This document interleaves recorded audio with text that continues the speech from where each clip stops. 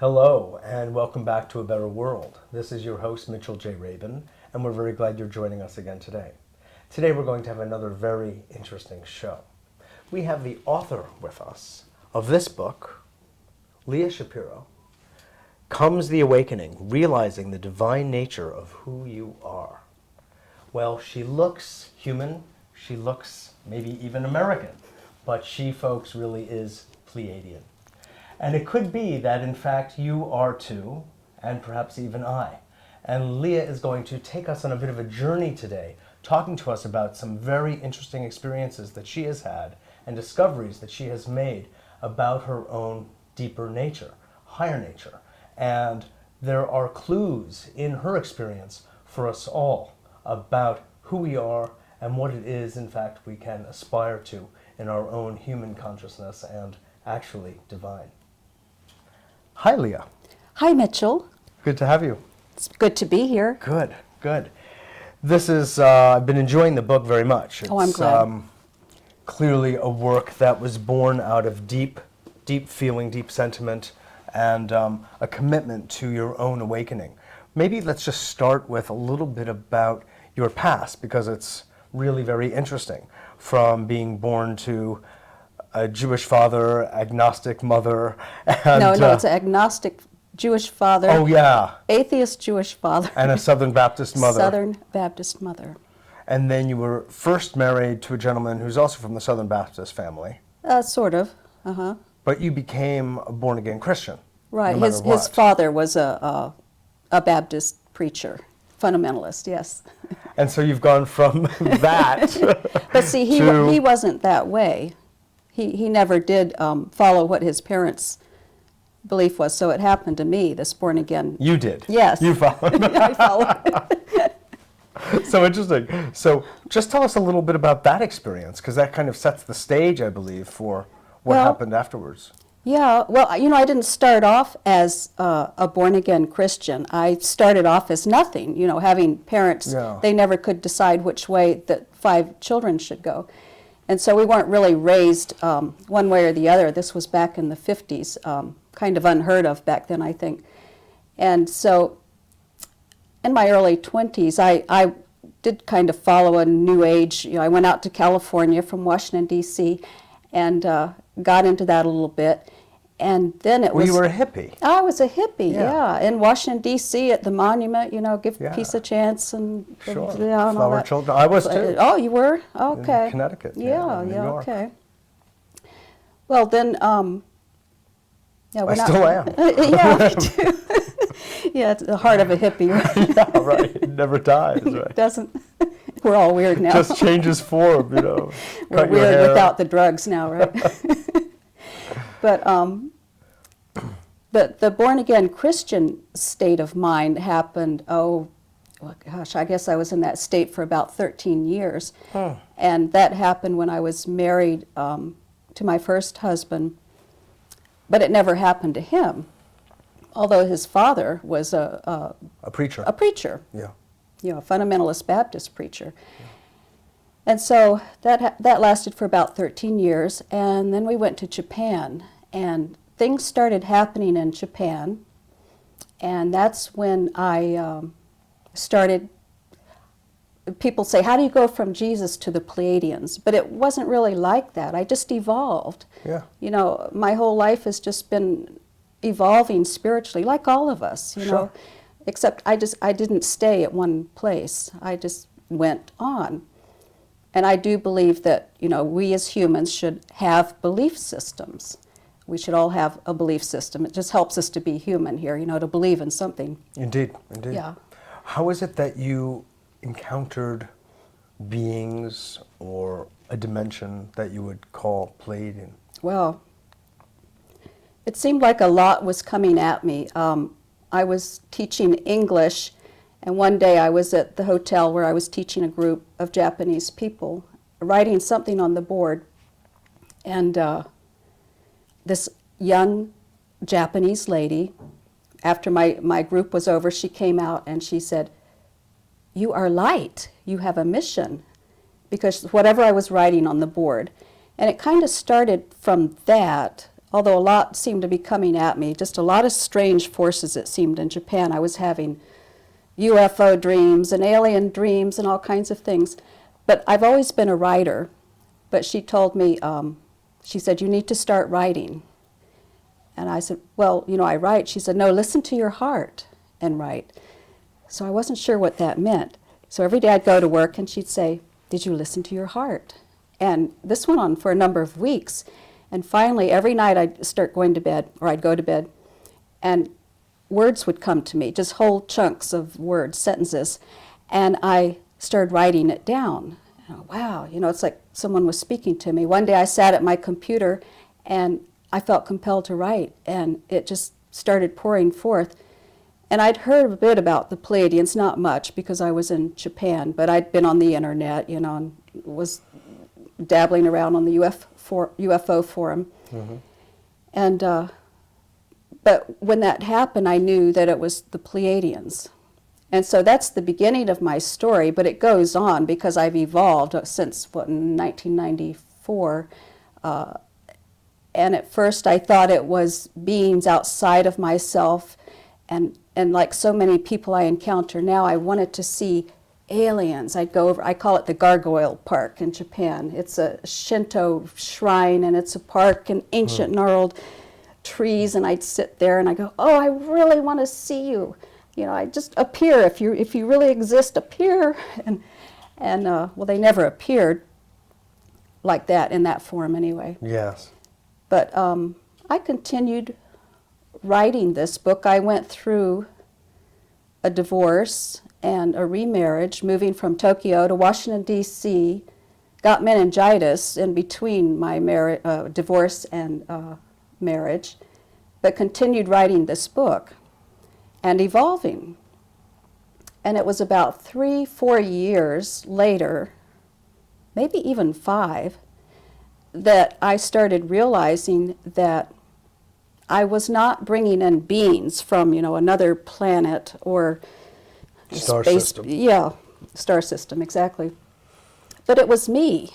It was just my higher self. Mm-hmm. This higher self exists at what I call the Pleiadian realm. Mm-hmm.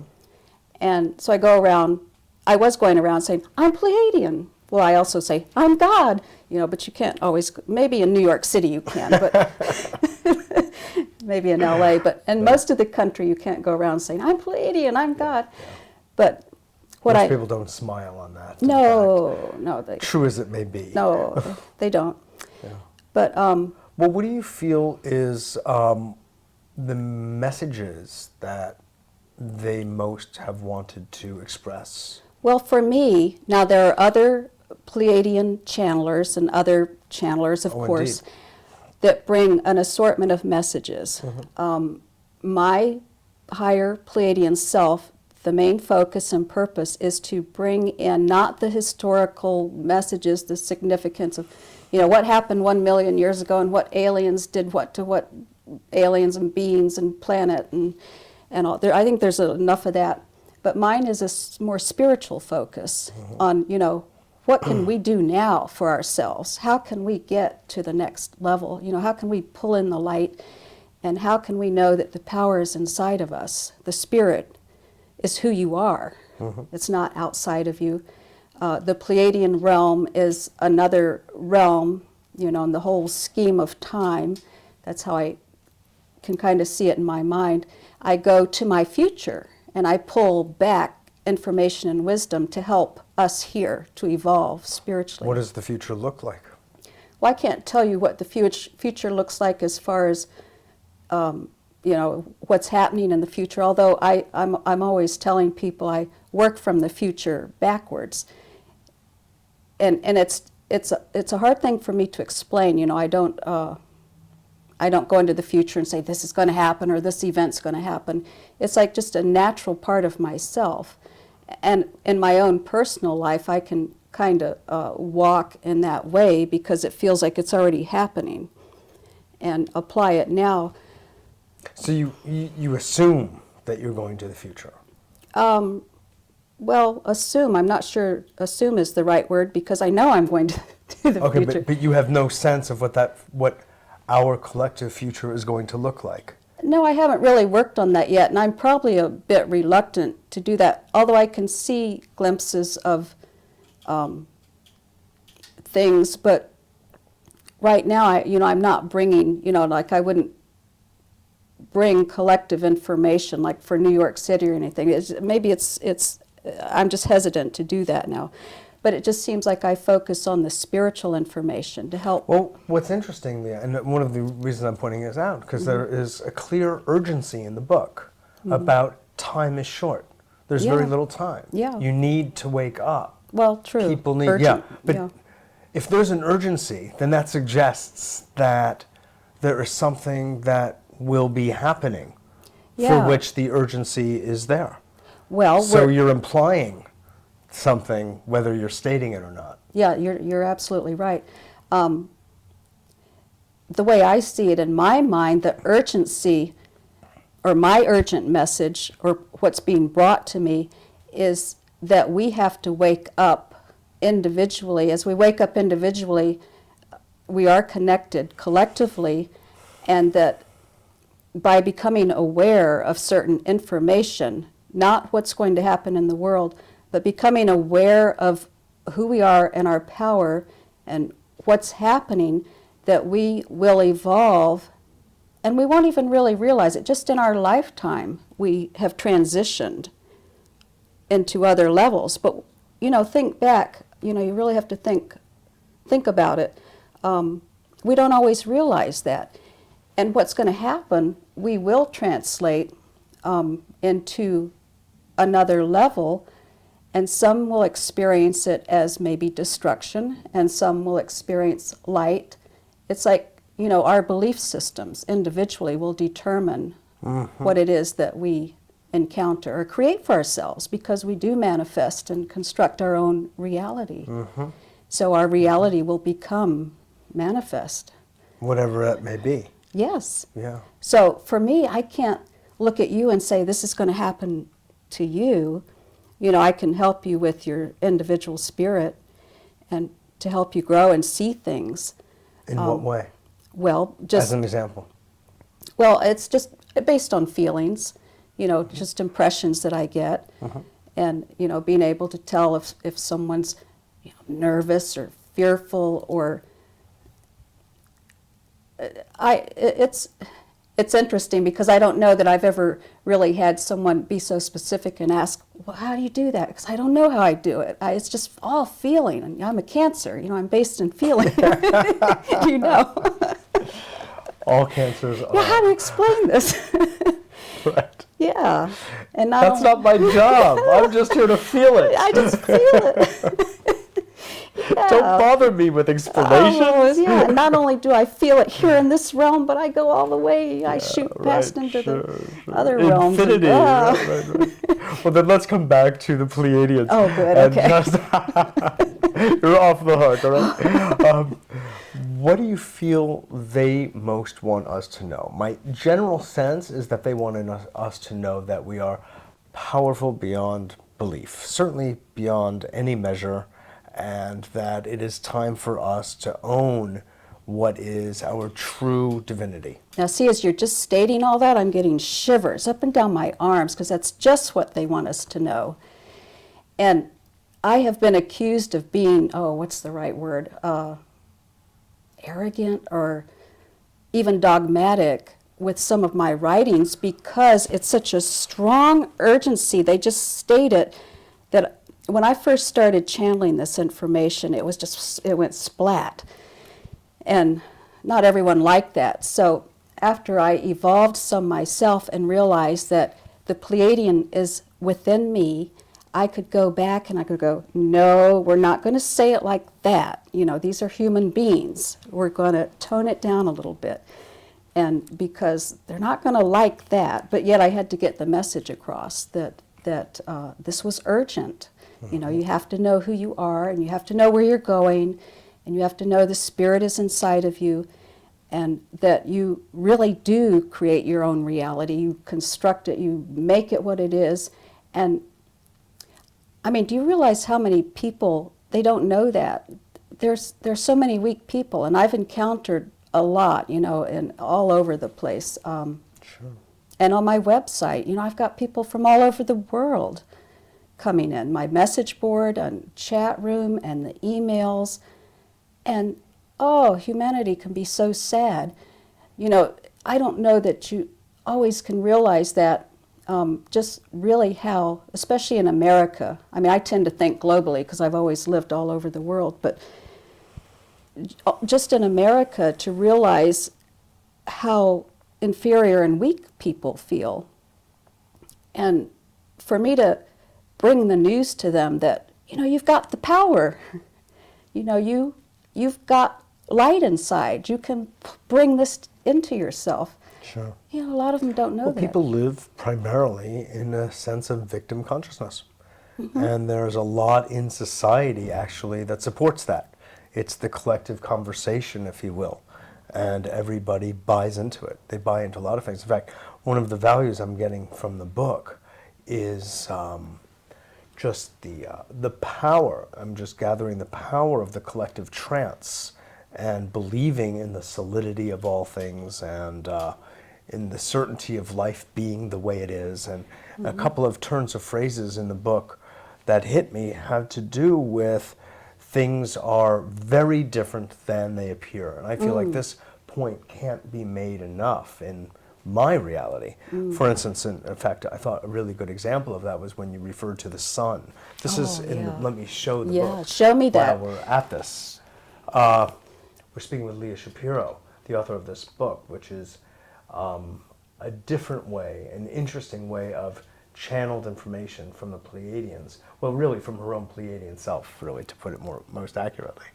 But in the book, within the first several chapters, do you remember what I'm talking about? There's this part about the sun, and the sun is basically a true representation of God.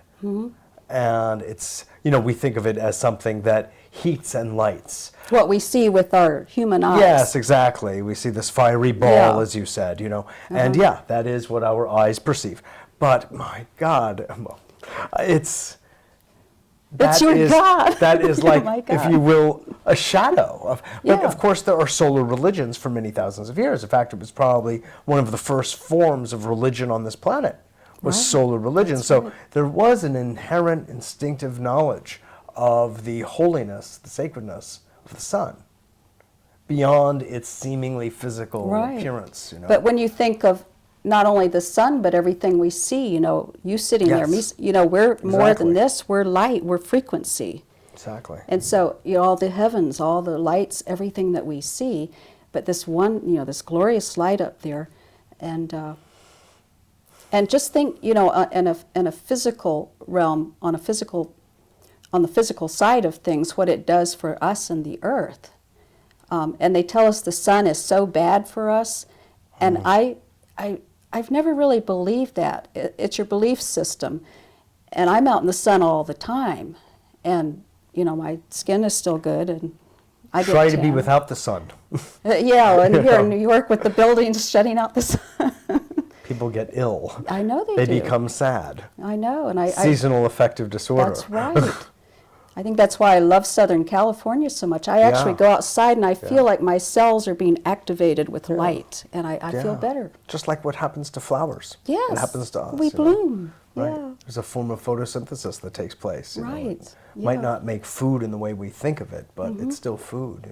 But that that's on the physical side of it, and then it's like, you flip it over, if you could see in the spiritual realm, the invisible realm, what the sun really is, what all the heavenly bodies really are, what we are, what everything is. Yeah, for sure. Yeah. So. If you were, what did you find to be the most interesting part of your experience in your encounter with this aspect of yourself, the Pleiadian aspect of yourself? What did you feel was most revelatory and different than the way you had known life prior to that?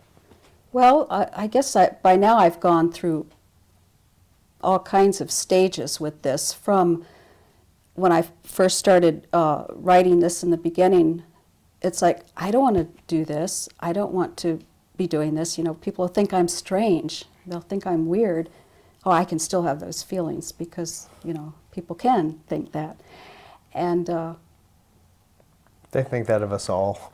Yeah, No, that's always something. it's not new. I guess I've gotten used to it by now, though, and I enjoy it. It's like being one with something outside of myself and really understanding not only this Pleiadian realm that I tune into, but all the realms out there. It's all part of me because my soul, everyone's soul, we just don't exist here in the present, but we exist all through time. So, you always have people regressing into the past, and I guess that's the reincarnation concept. My concept is that it's all existing here and now, all at once, past, present, future. And so to be able to go to what I consider the future, the Pleiadian realm, because I believe it's the next step in our evolution. And they've been here, done this. And so that's why the message is urgent, everything that they're bringing. And they're just beings of love, just total love, or mine are anyway, just bringing such an urgent message for us to, love one another. You look at what's going on in the world today, and, that's not love, and they do it in the name of religion and God. Yeah. And that's what, this book, of course, was written before all this was going on in the world, but if I sat down to write another one, or I'm always writing, and it's becoming more and more urgent. In fact, it really was going on. It just didn't reach this level of right. physical manifestation. That's but right. On a thought and a feeling level, it was definitely going on. It's been going on actually for millennia. True. Yeah. It really has been. It's virtually archetypal in nature. I hate to say it, because there's a battle. There's a cosmic battle that's being played out on this planet. And there are beings beyond that want to help us here to evolve ourselves spiritually, so we'll be able to go on and handle it and not be just in fear. And just know that there's more to this than what meets the eye. Sure. Absolutely. There's another point in your book that I wanted to ask you about that I found interesting, which was that you said while we, the reader, are from light, there are those beings who are from darkness. Could you comment on that? And what also, if one of those beings picked up your book, would they? You might toss it into the fire. I have had dark beings in my realm, even beings that we believe are of the light, and it's horrible. People that we think are doing good things, and it's like just a dark force, and it's like they're there to stop the light, but in my mind, or as I was writing this book, as this information was coming, what I saw was like an ultimate creator God that created, and then there were beings or spirits that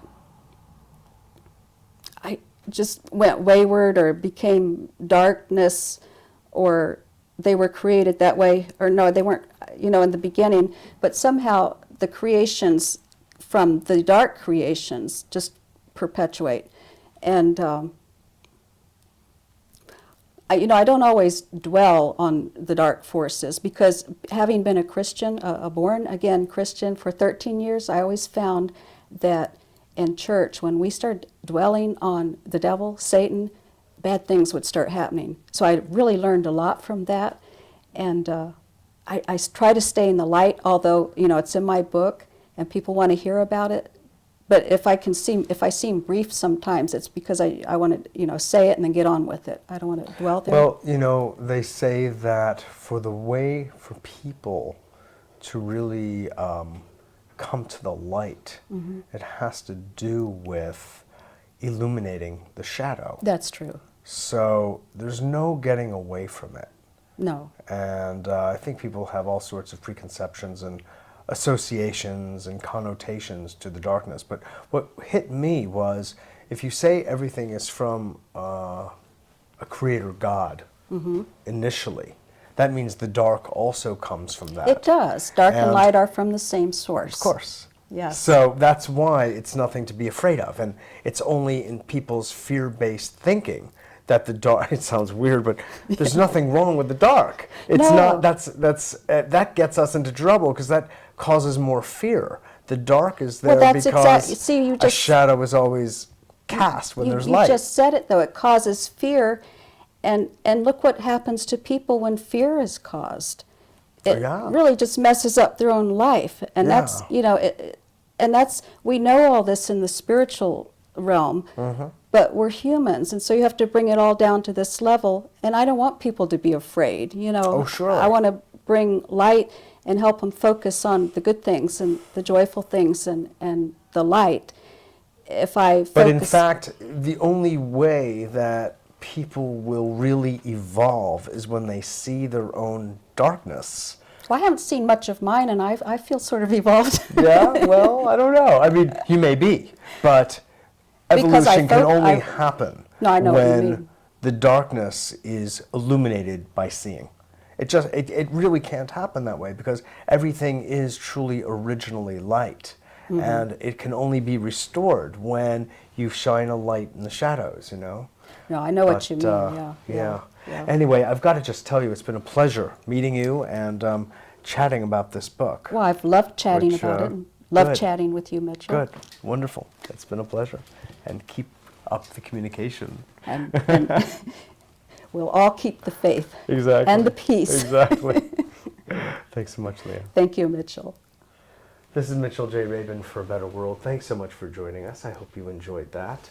And I hope it perhaps broadened your horizons about what's possible and what's not only out there, but what's in here. Thanks so much for joining us, and I look forward to seeing you all next week.